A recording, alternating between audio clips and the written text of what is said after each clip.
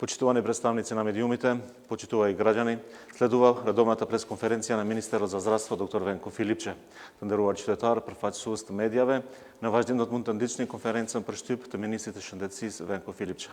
Повели министр. Благодарам, почитувани представници на медиумите, почитувани граѓани. Дозволите да кажам последните информации врска со состојбата со коронавирусот во нашата земја, статистиката и неколку аспекти на ситуацијата во врска со епидемијата. Во последните 24 часа направени се 661 тестирање, потврдени 52 нови случаи на пациенти позитивни на COVID-19 вирусот, во Скопје 26, во Куманово 6, во Штип 7, во Тетово 9, во Струга 2 пациенти и по 1 во Велес и во Кочани. Имаме починати 4 пациенти, по 2 на клиниката за инфективни болести и болницата 8 септември, на болест од 73, 82, 76 и 55 годишна возраст. Излекувани 30 пациенти, во Скопје 16, во Тетово 10, во Велес 1, во Охрид 2 пациенти и во Кратово 1 излекуван пациент. Вкупната бројка на диагностицирани пациенти во нашата земја се ги изнесува 2129, на оздравени 1516, на починати 126 и во моментот бројот на активни случаи изнесува 487. До сега у земја се направени 27.684 тестови, за скрининг 3015, 5 се позитивни од скринингот, 4 од градинки и 1 од геронтолошка установа, градинки во Скопје, во Битола и во Тетово. Дозволете да кажам неколку аспекти за моменталната ситуација во врска со епидемијата, некои работи кои што ја представуваат добрата страна и некои работи кои што во овој момент загрижуваат. Процентот на заразени од тестирани во изминатите 14 дена, онака како што се прави статистиката за секои 2 консекутивни недели, 2 недели наназад, изнесува 5,5% и тука се калкулираат и тестовите направени од скринингот, од моментот кога почнаа да се прават. Капацитетот во болниците е пополнет 11% и со тоа здравствениот капацитет, здравствениот систем е од добра кондиција. Број на оздравени здравствени работници висок, над 92%. Понатаму инциденцата у последните 14 дена е 10,3%, 3 пати помала во однос на пикот во април месец, но продолжуваме исто како и овој просек, постојано да ја пратиме. Има 15 градови во кои биле регистрирани случаи, а сега повеќе нема, во Дебар, Кавадарци, Гевгелија, Крива Паланка, Радовиш, Крушево, Кочани, Пробиштип, Демирхисар, Македонски Брод, Пехчево, Берово, Валандо, Делчево и Кратово, и во 6 града до 5 активни случаи во Струмица, Виница, Кичево, Свети Николе, Гостивар и Неготино. Зголемиот број на случаи доаѓаат од најчесто познати кластери, меѓутоа има и некои нови од околу тие кластери во неколку општини. Сега некои работи кои што овие ден-два загрижуваат. Информациите кои што ги добивме од терен, од колегите, од здравствените работници за непочитувањето на мерките беа индикатор, аларм да направиме контроли во текот на вчерашниот ден во однос на степенот на почитување на мерките и генерално за спроведување на сите процеси уврска со епидемиолошките препораки. Се направи надзор во Тетово, во локалниот центар за јавно здравје и во Штип, кај што се анализира сите случаи. Од увидот во Тетово е констатирано дека не се почитува само изолацијата, дека има генерално непочитување на сите изречени мерки, носењето на маските и дистанцата, како во Тетово, така и во околните места, кај што има ново диагностицирани случаи. Од увидот во Штип, непочитување на правилото за транспорт, посебно на вработените во конфекциите, каде што има ново диагностицирани пациенти, една конфекција, еден погон е затворен по налог на Државниот санитарен и здравствен инспекторат, меѓутоа во транспортот, во автобусите се возат вработени од сите конфекции, се собираат од сите околни места на Штип, не се почитува правилото за процентна пополнетост на автобусот, ниту пак носењето на маски. Во таа една конфекција има 17 заболени и уште 70 контакти кои што се во изолација. Уште еден проблем со кој што се соочуваат колегите епидемиолози, одбивањето на соработка од страна на пациентите, потешкоти во спроведувањето на епидемиолошките анкети, одбивањето да даваат точни податоци, даваат лажни адреси, тешко може да се достават решенијата за самоизолација. Од последната анализа имаме концентрација поголема во 4 скопски општини, Усарај, Чаир, Газибаба, Бутел и Аеродром. И, како што кажав, огромен процент од новозаболените секако резултат на непочитување на мерките за самоизолација и за лична заштита. Овие новодиагностицирани пациенти се практично заразени и во период кога имаше строги рестриктивни мерки во однос на движењето и беа во важење истите овие мерки кои што се и сега во однос на превенцијата. Загрижува уште повеќе што има информации за граѓани кои и со решение за самоизолација се шетаат надвор. И затоа барам апсолутно поголема ажурност, работа од страна на Министерството за внатрешни работи, поголема контрола и санкции на тие кои што овие мерки не ги почитуваат. Ние продолжуваме активно да ја следиме состојбата. Сакам јасно да порачам дека повторно ќе воведеме рестрикции, таргетирани, локализирани на некое место, согласно бројот на новодиагностицирани или поинакви, ако епидемиолошката состојба тоа го наложи. Утрово на состанокот на Комисијата за заразни болести тоа го дискутиравме, ќе ги анализираме податоците, бројгите и од следните денови во текот на викендот и врз основа на тоа ќе ги носиме одлуките. Во моментот, заради стабилната состојба на здравствените капацитети, локализираните и познати кластери, се уште нема потреба за тоа, но повторувам, будно следиме и ќе носиме одлуки доколку треба, ќе воведеме повторно такви мерки. Сакам да потсетам дека ги олабавивме рестриктивните мерки, се укина полицискиот час со јасна порака за задолжително почитување на сите превентивни мерки за лична заштита. Тоа го прават сите земји, тоа е единствениот начин за излез од оваа криза. Ние не може да живееме вечно затворени со затворени граници и со рестрикција на движењето, и одговорноста за враќање во нормала сега е на секој граѓанин на нашата земја. Жал ми е што има луѓе што ова не го разбираат, заради тоа што ниту ние во Министерството, ниту епидемиолозите, ниту било која државна институција не може сама да се справи со овој проблем. Огромна одговорност има на граѓаните.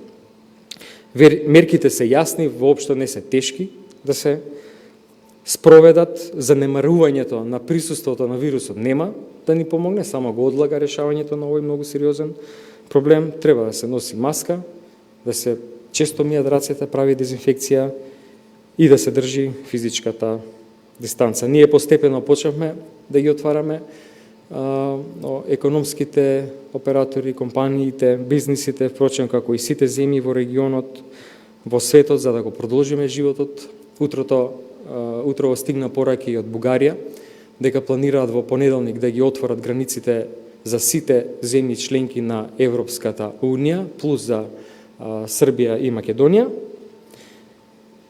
Но останува на сите нас да сме свесни за одговорноста која што ја носиме, за да можеме постепено животот да го враќаме во нормала.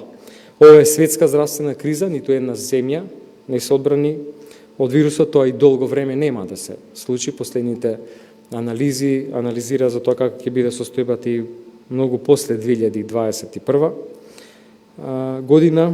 Ние можеме да го контролираме и да го минимизираме ширењето единствено преку подигање на нивото на свест. Колку побрзо го сватиме ова, дека ова е нашиот нов начин на живот, толку побрзо ќе излеземе од кризата и друг механизам нема. Благодарам.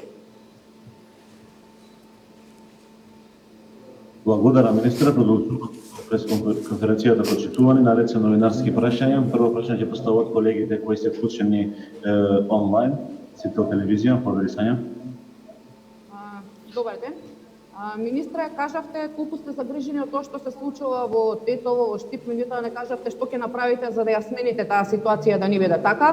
Иако овие бројки не се од последните 2-3 дена од кога случи на полицискиот час, меѓутоа пред 3 дена и вие и Караджовски, кој што е претседател на Комисијата за заразни болести, кажавте дека епидемијата е под контрола и дека не очекувате зголемување на бројот на заболени.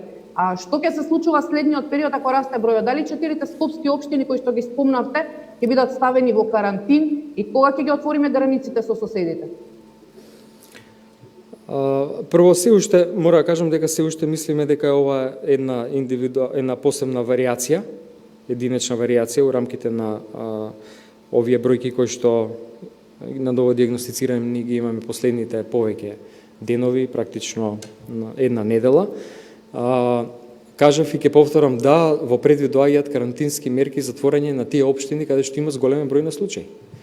На тоа денеска не се одлучивме, меѓутоа ќе ги пратиме бројките ситуацијата и во следните денови и од почеток на следната недела ќе ги носиме одлуките. Исто така на почеток на следната недела одлука во однос на отворањето на границите конкретно за овие земји кои што во овој момент ги има најавија дека ќе ги отворат границите за нашата земја. Така да мислам дека еден сериозен дел од овие новодиагностицирани пациенти, и тоа го докажавме по анализа на епидемиолошките анкети, укажува на тоа дека мерките едноставно не се почитуваат.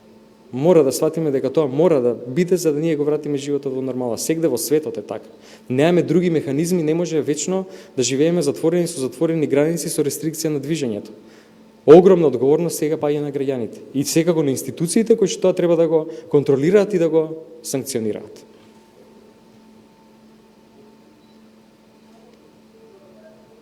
За Тетово не ми одговоривте кој ќе одговара за тоа што не ги почитувале мерките пошто сте биле во контрола.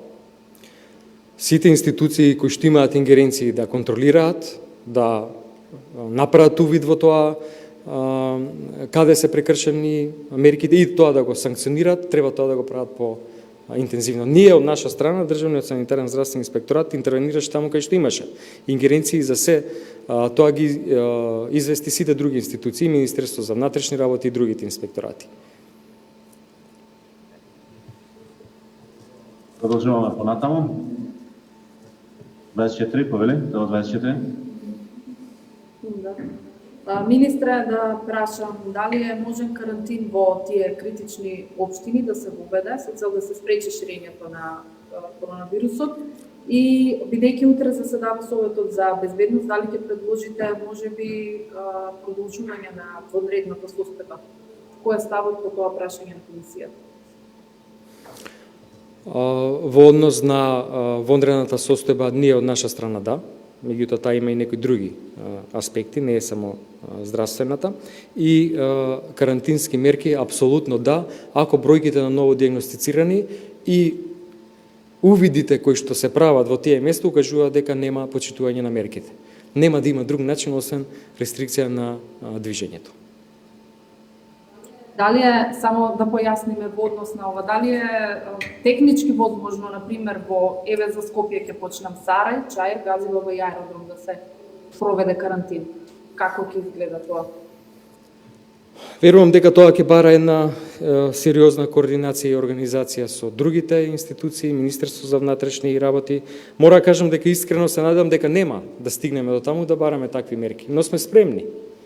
На крајот на краиштата и техничката изведба на нешто што е потребно, сигурно ќе се најде начин како да се спроведе. Но битно е да се јасно упати сигналот дека сега треба сериозно сите да се придржуваат до мерките. Сите околни земји сега ги отвараат границите и ги прават овие ослободувања за кои што и ние имаме план.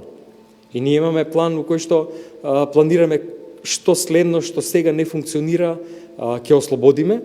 Меѓутоа времето кога тоа ќе се случи, сега го одлучуваме во следните денови, почеток на следната недела, секој ден или врз основа на двонеделните анализи. Значи мора да сватиме дека мора да се почитуваат овие превентивни мерки. Добро, само да допрашам на што се должи зголемување на бројот токму во овие места.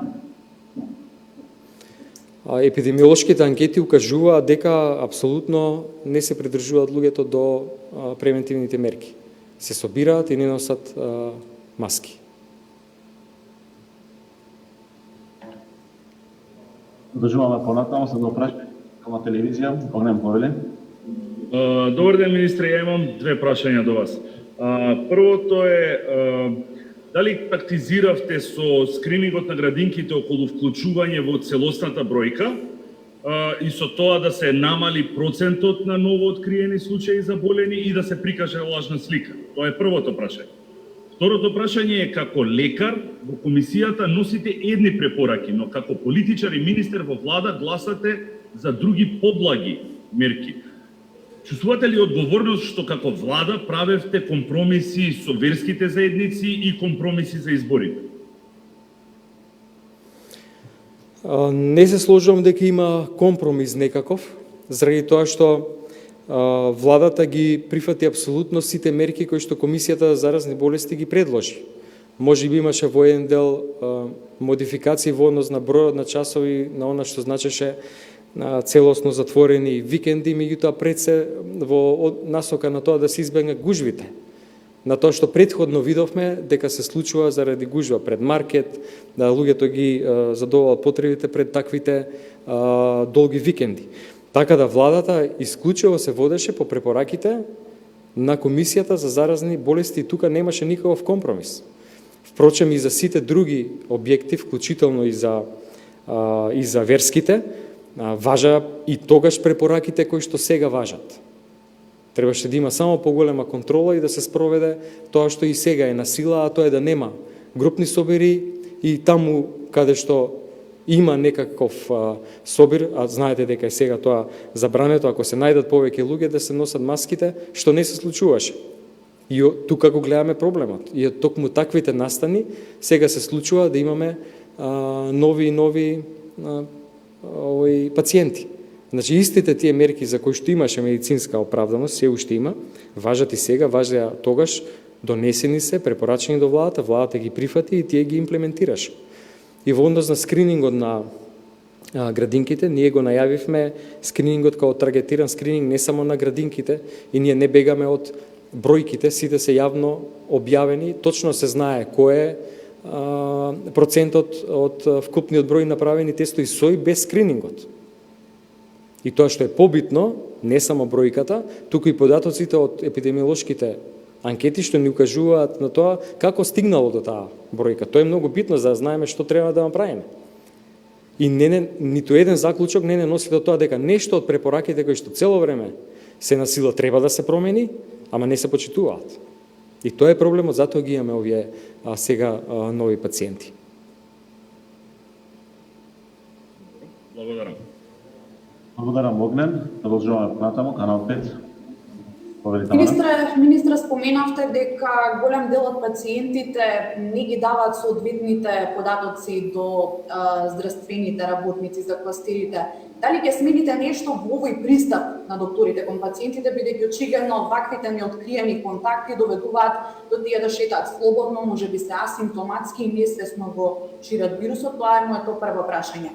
Второ, дали знаете дека вчера голем дел од угостителските објекти правеа журки кои беа без никакви заштити и препораки? Зошто уште на почетокот не обезбедивте сериозна контрола за работата на угостителските објекти?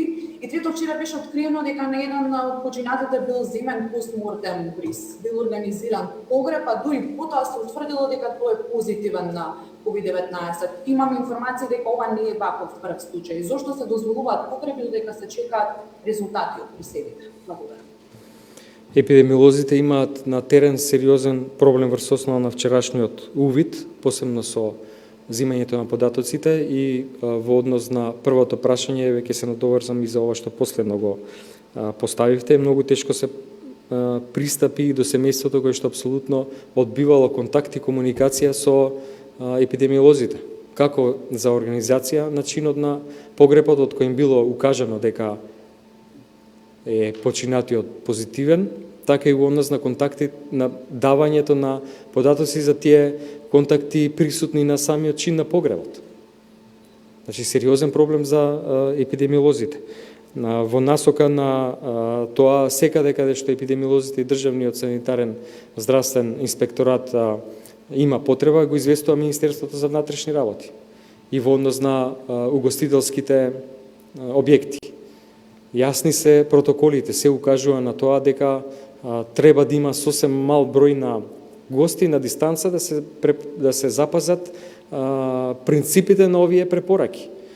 Очигледно дека огромен број на граѓани не се свесни за сериозноста на проблемот и на вирусот. Дали не се плашат од болеста, дали мислат дека не може на нив да им се случи, меѓутоа многу луѓе заболеа, многу луѓе починаа. Сериозна е болеста. Ние успеавме да го изамортизираме, ударот не се преполнија болниците. И можеби затоа се нема вистинската слика, затоа што се случуваше например во некои други земји. Така да, апсолутно мислам дека и секој ден ја праќаме таа порака дека суштината е на тамошната борба е опочитување на мерките и така да го вратиме постепено животот у нормала.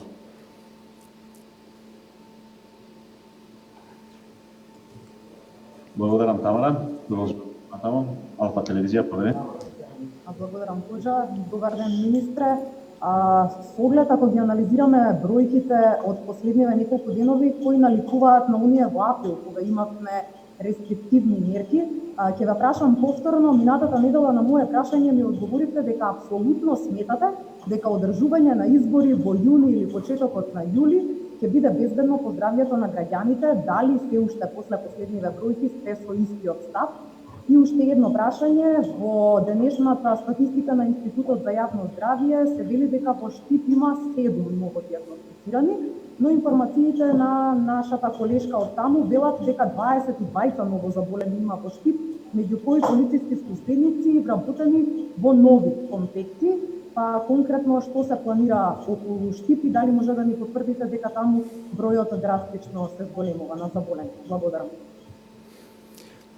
17 вкупно позитивни од неколку денови. 7 се од последниот. Не може да има таква разлика во бројките, може да има еден или двајца од тие кои што не влегле во дневната статистика заради времето во кое што се објавува и 70 на контакти на тие луѓе во Штип и сите поврзани со начинот на транспорт околу конфекциите. Повторно се околу се движи околу почитување на мерките. Во таа смисла една конфекција е веќе затворена. Тие кои што треба да се хоспитализираат се наоѓаат на оделението во Штип, 10 пациенти има таму, другите се контакти кои што се во изолација. Интензивно ќе се комуницира и со другите конфекции за да се направи детална анализа и сите тие вработени кои што се практично возеле до и од работа со овие луѓе кои што се сега во изолација или заболени. Во однос на процентите, сличноста и споредбата со оној период кога воведувавме овој мерки, апсолутно легитимно прашање, но ние во тој момент, исто како и сите други земји во светот, не знаевме со што се соочуваме и што може да очекуваме. Ние таа бројка на пациенти во здравствениот систем добро ја амортизиравме, во ние момент не се преполнија болниците и сега исто така. Значи сега знаеме и лекарите и генерално со менаџирањето на здравствениот систем што може да се очекува и како да се третираат пациентите. Тогаш не бевме свесни, не знаевме каква е епидемиолошката состојба, немавме целосен увид, меѓутоа сега е сосем јасно и во однос на кластерите и во однос на начинот на трансмисија. И ќе повторам, ќе се вратам на тоа на почетокот, тоа не значи дека нема да воведеме повторно некакви мерки, сега се размислува повеќе и за некои локализирани мерки и во насока на тоа ќе ги правиме и ќе ги пратиме бројките и ќе ги правиме и анализите. И во однос на изборите, тоа што од нас беше побарано е протокол за одржување. Значи, оној медицински епидемиолошки дел во ниту еден момент не се бараше од нас, од комисијата, од Министерството здравство, ниту пак може да се бара тајминг за одржување на изборите. Јас повторно ќе кажам дека кога ова непочитување на мерки сега, во период во кој што има рестрикција на движење, заради тоа што сега диагностицираните се практично луѓе кои што не ги почитувале мерките на превенција во момент кога имаше и полициски час. Може да доведе до ваква бројка, значи сериозен е предизвикот таму како повеќе се зголемува движењето по отворање на границите па сезонските грипови.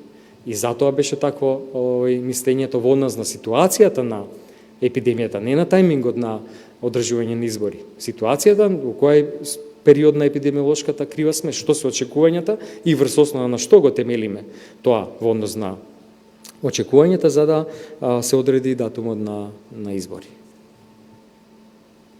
Ви благодарам. Благодарам, продолжуваме понатаму. Телевизија 21, Валмира Урнон. Се слушаме? Валмира Урнон, продолжај. Министре, дали мислите дека после овие алармантни бројки на ново заразени треба да се воведе пак полицискиот час на ниво на целата држава? Не, повеќе размислуваме за мерки во одредени региони. Но ќе видиме и дали тоа ќе се спроведе доколку се, значи анализата покажа дека доколку се почитуваат мерките и за самоизолација и овие превентивни, нема да има потреба од никакви такви мерки, но будно ја пратиме ситуацијата.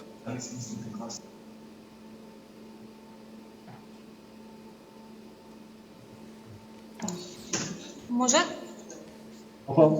Дали овие нови заразени се за стари кластери или имаме нови извори на заразување? Дел се во рамките на веќе познати кластери, близок респираторен контакт, но има еден одреден дел од 30% кои што се контакти од надвор со кластерите. Значи, во секој случај изворот на зараза е познат. Андреас Валмира, продолжуваме понатаму. Главна телевизија, Билјана Павелин. Добар ден. Господине Филипче, неколку пати обвинувате за недисциплина како причина за наглиот пораст на бројките на новозаразени. Како изгледаат вашите реакции кога разговарате со министерот за внатрешни работи во однос на неказнувањето, односно толерирањето на недисциплина? Сите сме сведоци.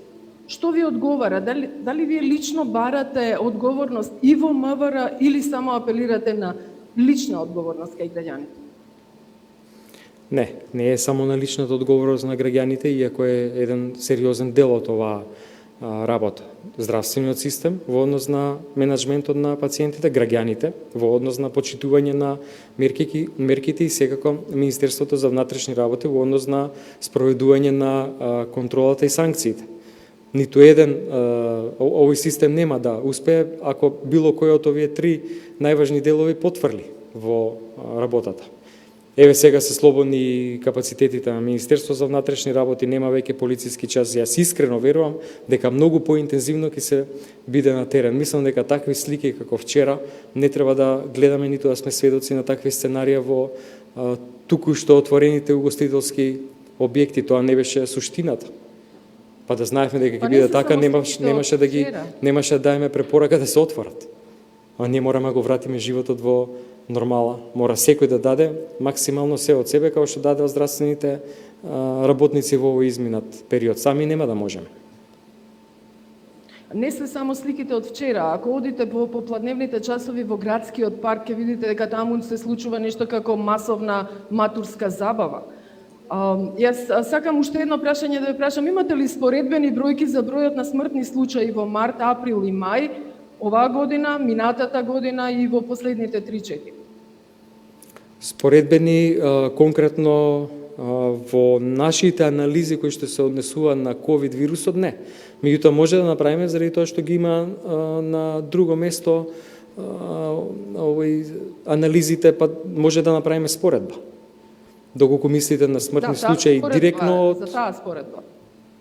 Да, мислам дека многу лесно може да се направи. Само уште едно кусо. Дали гледате ризик во тоа што трговските патници на фармацевските куќи се вратија на терен и вршат обиколки на лекарите барем по неколку на ден? Дали тука имате некоја порака за нив? За сите важат истите пораки со отворањето на угостителските објекти кај што може да седат луѓе на соодветна дистанца и тие посети во здравствени установи што ги спомнувате и автошколите и едукативните курсеви кои што ги вративме пред десетина дена, за се постои протокол. Во болниците никој не смее да биде без маска, без разлика дали е посетител на службена посета или посетител на пациенти. Така да едни универзални правила врз основа на 3 универзални принципи нека и нас секаде у светот важат.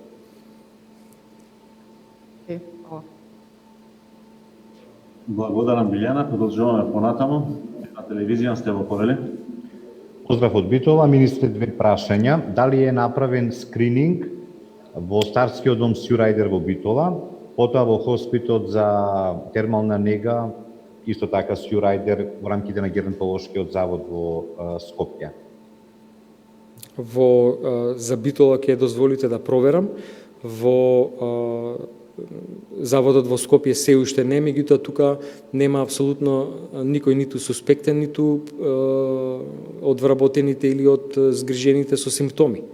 А тоа го знам од секојдневната комуникација со директорката. Така да за првото прашање дозволете да проверам. Мислев на хоспитот во Битола, кој е во дел од Геронтолошкиот завод во Скопје. Имаме практично 2 старски дома во Битола, не? Да, токму за тоа дозволете да проверам, за Скопје знам со сигурност. И кажете ми, со оглед на тоа што велите дека сте изненадени од тоа што сте го виделе вчера со дел од ugostителските објекти, односно со така како се однесуваат дел од граѓаните, тоа значи дека до наесен во земјава нема да се организира ниту роден ден, ниту крштевка, ниту свадба? Не само тоа, туку ќе има и локализирани карантини ако луѓето продолжат да не ги почитуваат мерките. Ниту пак ќе продолжиме со планот за олабавување на тоа што е сега затворено.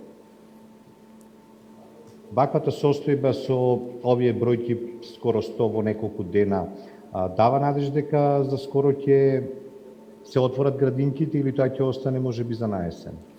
Со градинките ќе почнеме со работа и ќе запазиме овој динамички план кој што го има. Планот е веќе утврден заедно со Министерството за труд и социјална политика.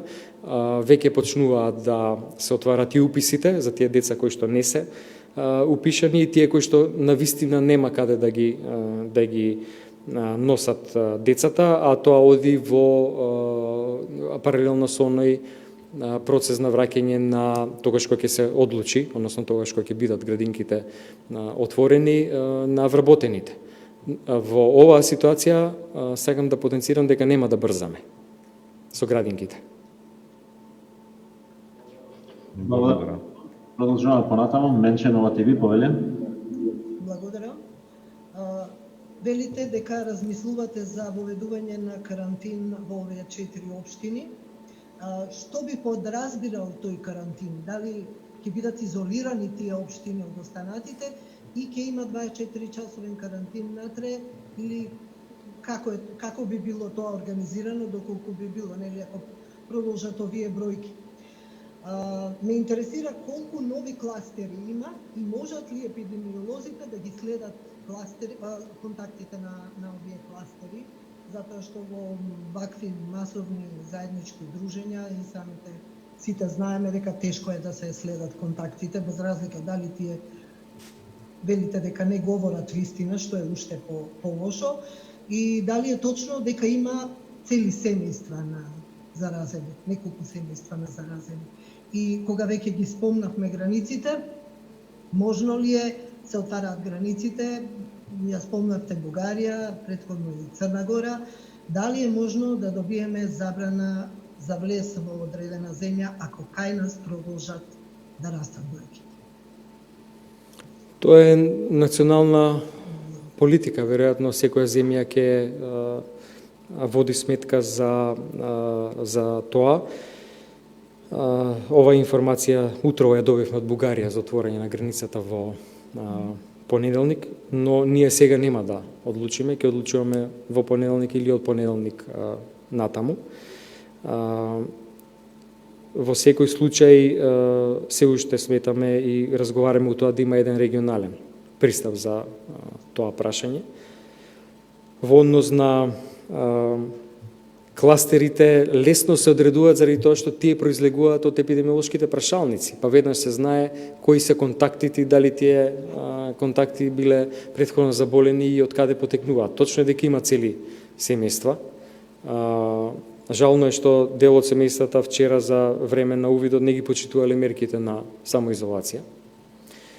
И тоа е тоа што овој го зборував претходно во однос на тие превентивни мерки. Бројот на кластери може да се го има, апсолутно.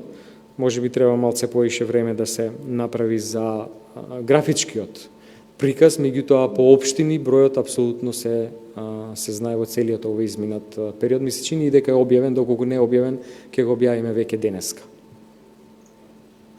И уште за карантинот за општините. Да, тоа ќе значи по примерот на Дебар карантин, значи ограничување на движењето во рамките на еден одреден дел од градот или од земјава и ограничување на движење внатре во рамките на тој регион. Благодарам, Ленче. Продолжуваме понатаму. Мирослава, слободен печат, повели. Благодарам. Министре, рековте дека тие што се диагностицирани со COVID-19 се во изолација, дали некој нив ги контролира дека се во изолација?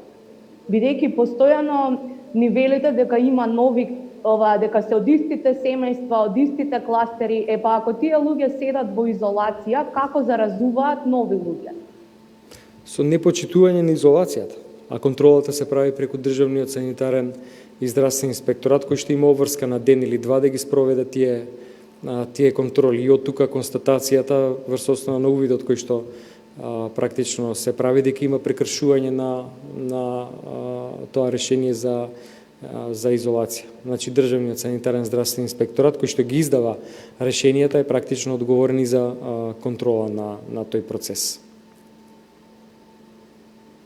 Добро, и дали се издадени казни? Врз основа на овој увид кој што е направен вчера и врз основа на констатација на тие прекршувања, известено е Министерството за внатрешни работи. Од кога поточно се планира карантинизирање на општините кои што имаат најголем број на заразени, кои што ги посочивте денеска? Бидејќи тие луѓе денеска ќе бидат на работа во други општини, нив не им е забрането да одат во другите општини и колку време ќе се чека додека да се стават во карантин? Врз основа на ново диагностицираните и анализата дали тие биле претходни контакти со совет за решение за самоизолација, мислењето е дека е ова една варијација во однос на бројката и дека нема да биде тренд и затоа не се носи таква одлука заради тоа што се покажа проверката дека сите тие биле веќе познати контакти И затоа ставаме акцент на почитувањето на таа мерка за самоизолација. Во таа смисла нема одлука некаква за воведување вакви мерки, но интензивно ќе пратиме и за време на викендот и на почетокот на следната недела, после што ќе се носат евентуално такви одлуки. Благодарам, Мирослава. Канал 77. Повелите одбора. Благодарам. Министре, вие делно одговоривте. Во Штип алармантно расте бројката на заболени и сега особено знаејќи дека жариштето е во текстилна фабрика, какво сценарио се разгледува во случајот на Штип конкретно? Мислам, можни ли се мерки по примерот на Дебар или пак на Куманова? И уште едно кратко прашање, зошто одлучивте угостителските објекти да бидат отворени до 22 часот и кои се плановите во перспектива? Ќе има ли намалување или зголемување на работното време? Благодарам.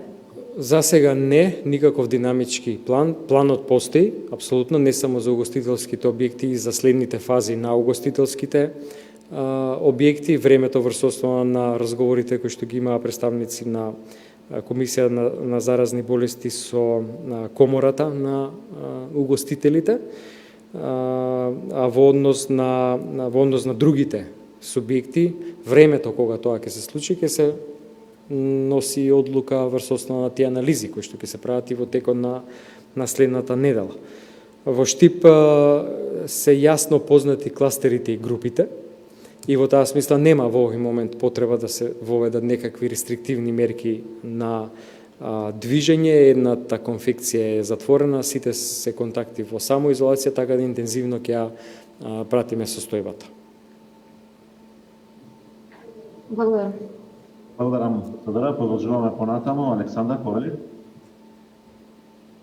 Добар ден, господине министер. Со олабувањето на мерките и со финувањето на полицискиот час, а со самото тоа и дека летото е пред нас, дали се планира отворање на базените? И доколку се отворат, дали имате изработено протокол по кој ќе треба да се придржуваат собствениците? И уште едно кратко прашање. Кога планирате да започне со работа фитнес центрите? Сега за сега се уште не. И тие одлуки во рамките на овој план кој што веќе го има и ќе ги носим у текот на следната недела врз основа на анализа и бројот на случаи, секако почитувањето на мерките. Протоколи има за базените во однос на начинот на користење и на собликувалните и на траките за пливање, но за времето кога тоа ќе се случи и за едните и за другите во текот на следната недела. Одлука во текот на следната недела.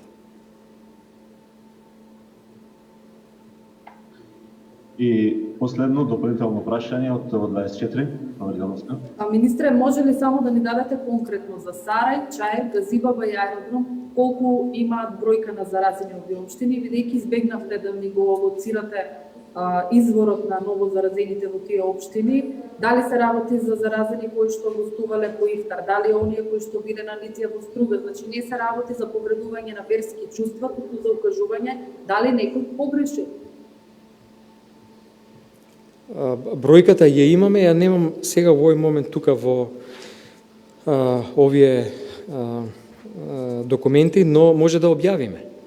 Направивме анализа по општини на бројката и на активни случаи на овие последно диагностицирани, така да дозволете да после конференцијата ја пратиме или ја објавиме. Благодарам. Министр, продолжувам още неколку прашања кои писмено Имам стигнаат нас. Прво прашање од Република. Кои родители на деца до 10 години се изземени од мерката да седат дома? Што е со проблемот со кој се соочуваат вработените во приватните фирми или на работа или отказ? Не, апсолутно е дозволено да родителите на децата до 10 години не одат на работа, се до отворањето на градинките, нешто со што се нема да брзаме воопшто. Така да тие се имаат апсолутно легитимно право да не одат заради тоа што мора да ги чуваат децата. А секој овој прекршок би требало да се санкционира преку инспекторатите. Најавивте продолжување на породилно додека траат времените мерки, односно додека не започнат со работа градинките. Родителите во изминативе 3 месеци немат можност да ги запишат децата во градинка затоа што тие не работеа, а и се уште нема уписи. Така што тие и со отварање на градинки немат можност да ги користат услугите од градинките. Како ќе се реши овој проблем? Исто прашањето од порталот. Да, спомнав дека е тоа процес кој што е целосно координиран, веќе започнуваат тие процеси за дозвола да може децата да се упишат и тоа оди паралелно со овој процес на спремање на градинките практично. Така да дефинитивно и од деновиве сега кои се пред нас ќе може да се прават уписи.